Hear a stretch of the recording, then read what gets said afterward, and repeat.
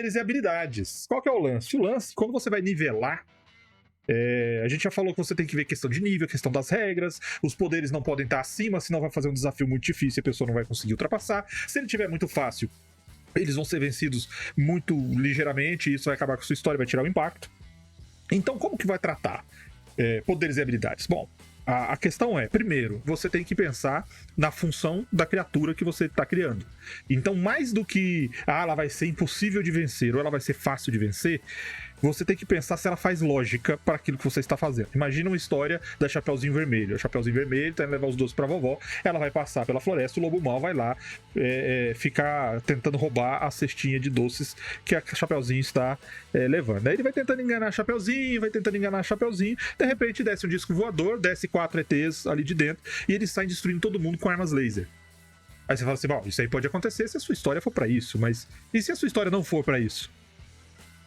Então você tem que pensar nesse tipo de situação, você tem que fazer com que a criatura que você faça, o monstro que você cria, seja condizente com aquilo que você está propondo. Então, pense em todas as características e retrate elas ali. Agora, o segundo ponto que eu quero falar é: mas e se ele ficar forte demais ou se ele ficar fraco demais? Deixa eu só me ajustar aqui. Se ele ficar forte demais ou fraco demais, o que eu faço? Existem alguns subterfúgios que você pode usar, que são trapaças criativas. Essas trapaças criativas são colocadas de modo a você ter a chance de corrigir os seus erros. Isso acontece muito com escritores que tem um certo molejo, e gente que escreve mais ou menos igual o cara do Guerra dos Tronos lá, o R.R. Martin. Ele não pensou no final da história. Eu escrevo mais ou menos igual a ele quando eu faço as minhas. Eu penso assim, começa assim, os personagens são assim e as ações vão sendo tomadas.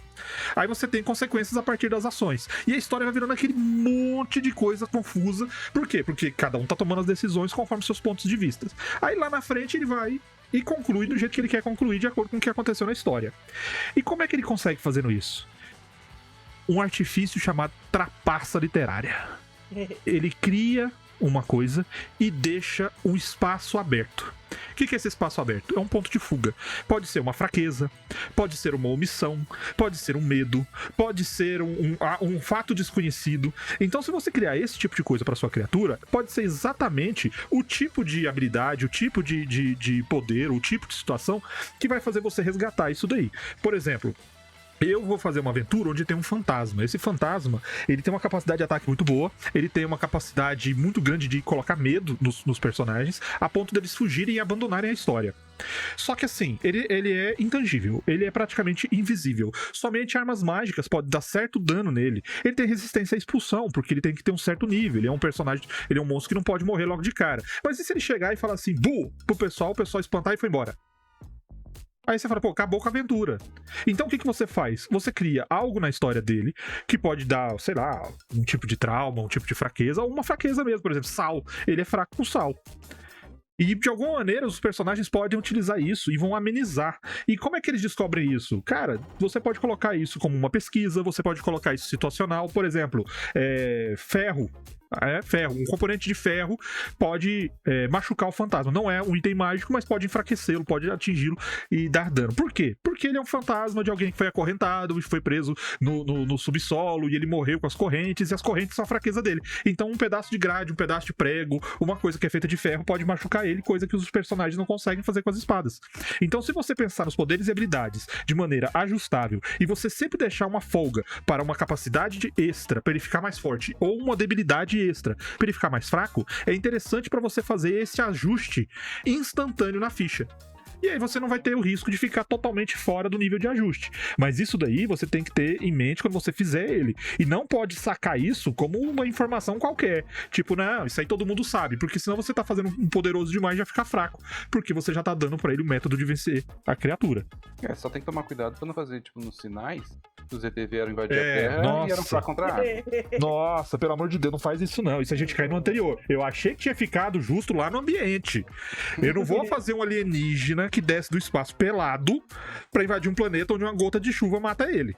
Então, assim, Guerra dos Mundos. Mas Guerra dos Mundos é uma desculpa. É vírus, não? Não, mas é uma desculpa, porque... Então, mas ela passou 2000 anos aqui e a nave em nenhum momento ela falou, cara... Não, mas Guerra dos Mundos é uma história criada em 1800 e quase 900. É pior, porque a Terra é 75% água, 90% água. E Sinais foi escrito agora, nos anos 2000.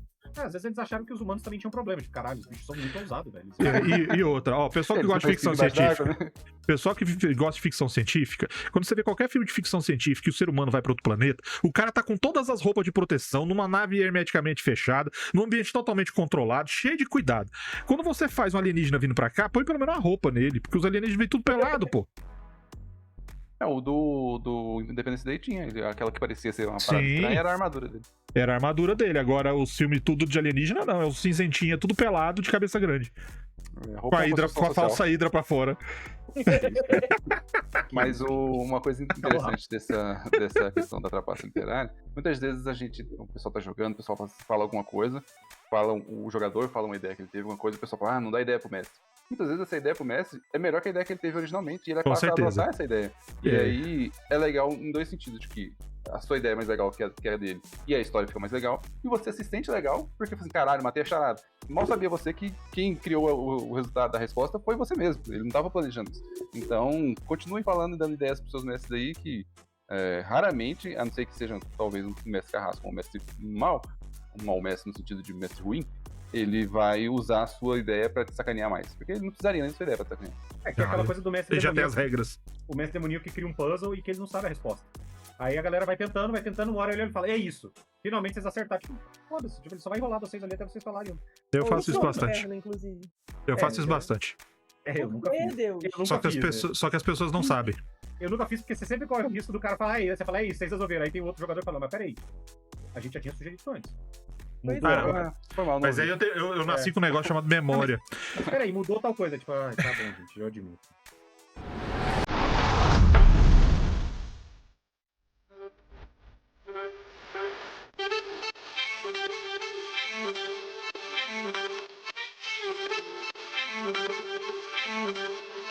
Thank you.